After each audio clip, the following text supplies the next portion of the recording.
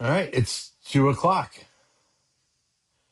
and Veronica's with us. Hello, Veronica. All right, so welcome everyone, and thank you for joining early. This is a conversation, not a presentation, but that might change. It might be a presentation. So today is all about you, whatever you guys want to talk about. Today, we're going to build relationships and real conversations about food and beverage. So the reason we're doing this is we're celebrating our first episode of Heard, Everything F&B. It's a podcast on YouTube. I put the link in there for you guys to subscribe. It was our first episode. We had about 1,000 views on it, which was really, really cool. We appreciate that. And we wanted to do something a little different and put me on the spot and talk to you guys about basically whatever you guys want to talk about.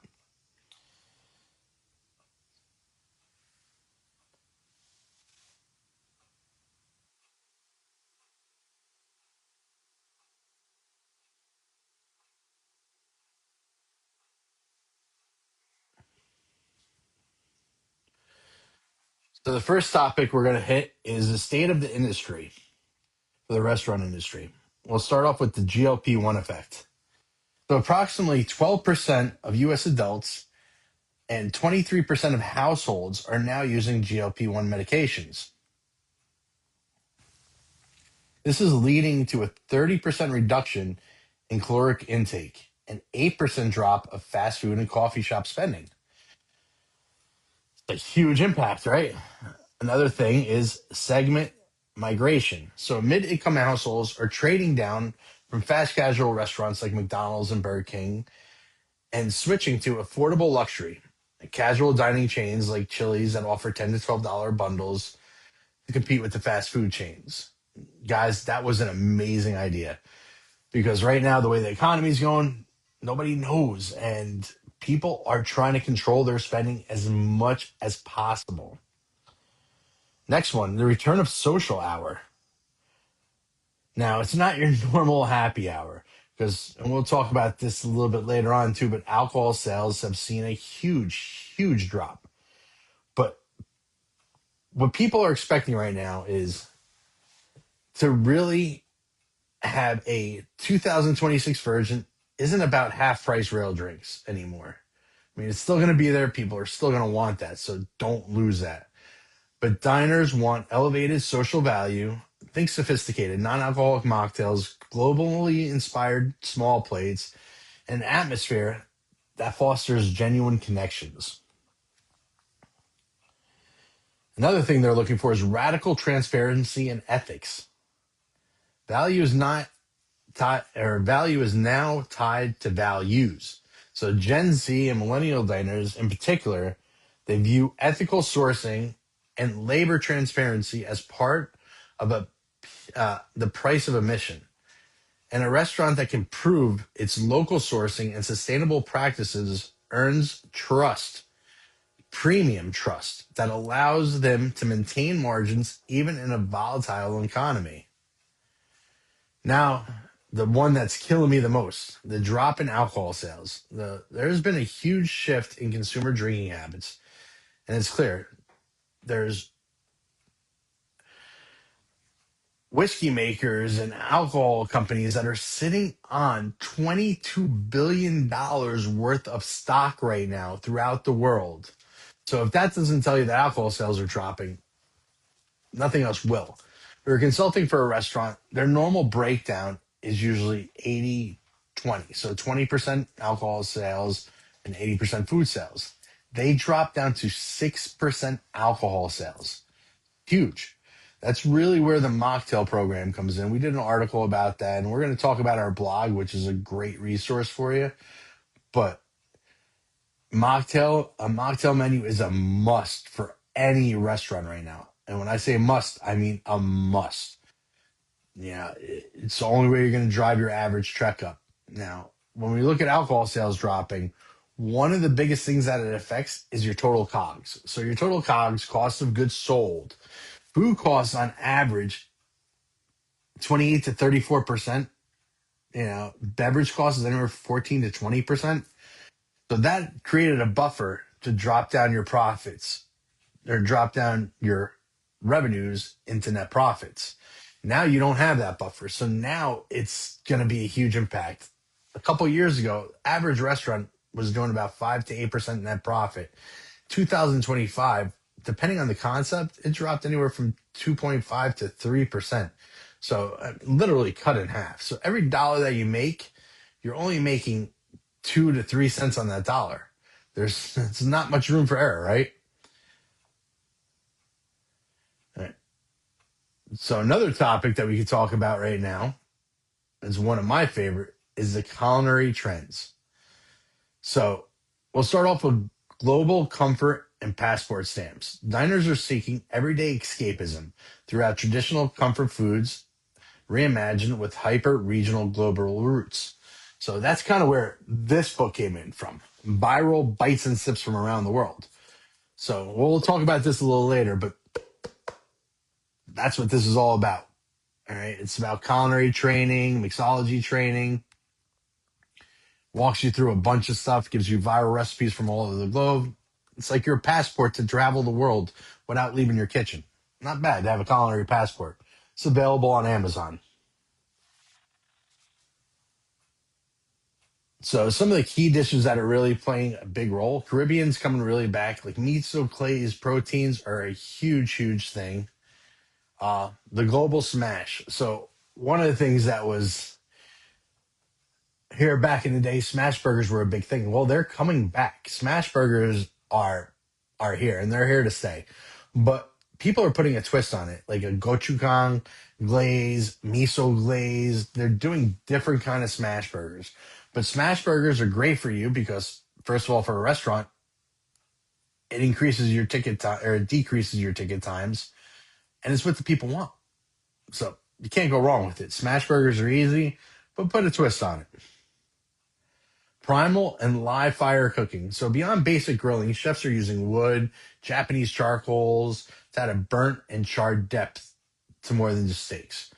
Really just focusing on modern applications. So signature roasted chicken, uh, underutilized vegetables like cabbage are being elevated through fire to create a sense of theater and primal flavor. It's a great show too, guys. I don't know if you've ever been to a barbecue pit where they're actually cooking right in front of you. It's a pretty amazing thing, and the senses are all there. And that leads to our next thing, sensory dining. So we did an article about this. Once again, it's on our blog. Sensory dining and tableside theater. To compete with the comfort of home, and restaurants are leaning into experiences that cannot be replicated via delivery. So some of the interactive elements, I don't know if you've ever seen some of this stuff, but I mean, you're literally blindfolded at the table to increase your sensory perception. Also, they do some great things with AI and technology now where your table's a fish tank. There's so many different ways, but it's taking on the next phase of fine dining. That's going to be a major, major impact. Guilt-free gourmet and functional flavors.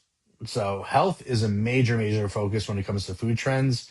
Uh, Through flavor boosting techniques like fermenting and ancestral fats rather than restrictive diets. So when I say ancestral fats, I'm talking about beef tallow, chicken fat. They're using fats that are good for you instead of all these different processed foods. I mean, in America, we do a horrible, horrible job when it comes to what we put in our foods.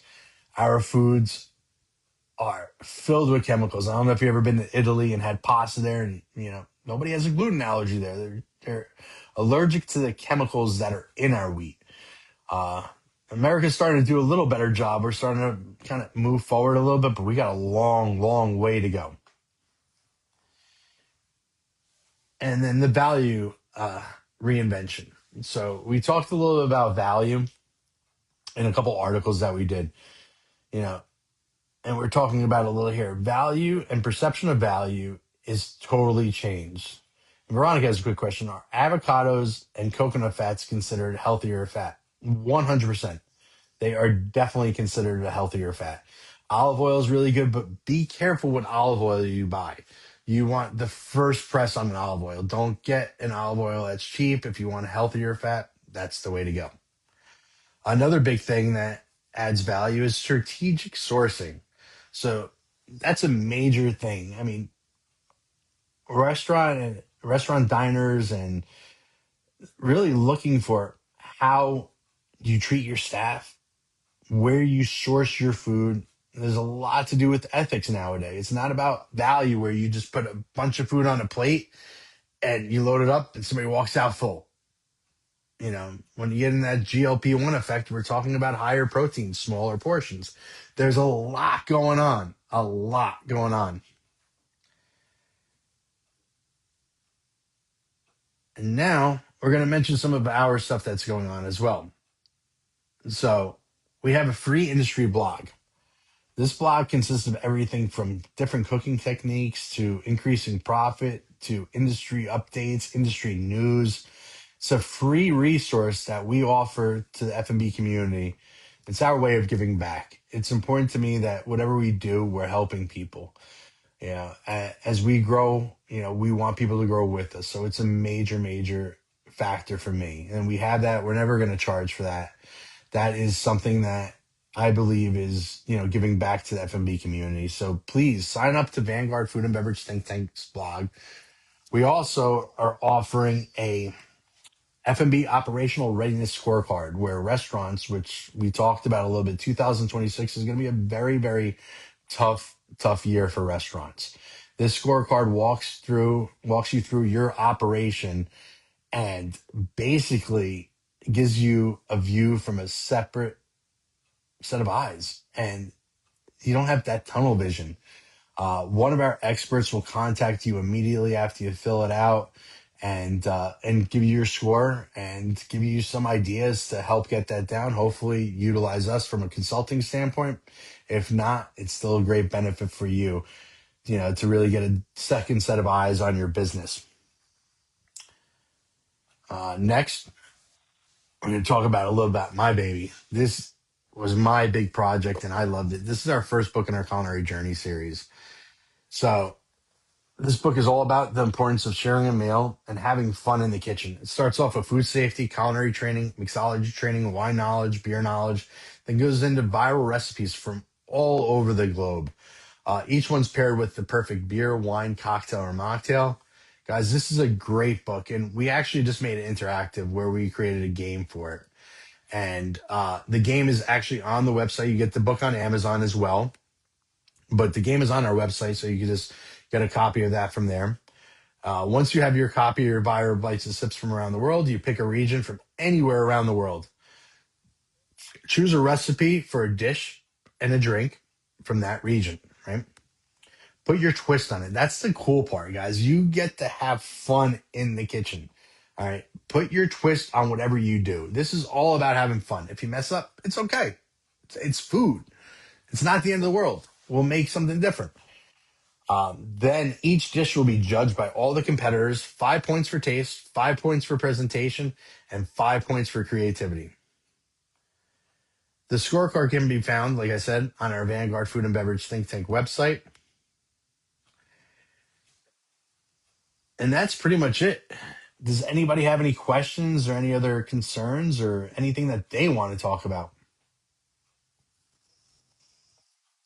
All right, guys, I want to thank you very much for joining. Oh, wait. Yes, everyone's palate is different. You can add and refine ingredients. Yep. So it's all about having fun, guys, and put your twist on things. That's the whole thing about Viral Bites and Sips. We're so happy that you joined us. Thank you very, very much for being a part of this. And if you want me to do it again, just let me know. We're here to support you. Vanguard Food and Beverage Think Tank, your corporate F&B team on demand when you need the support without the annual overhead. Guys, have a wonderful day.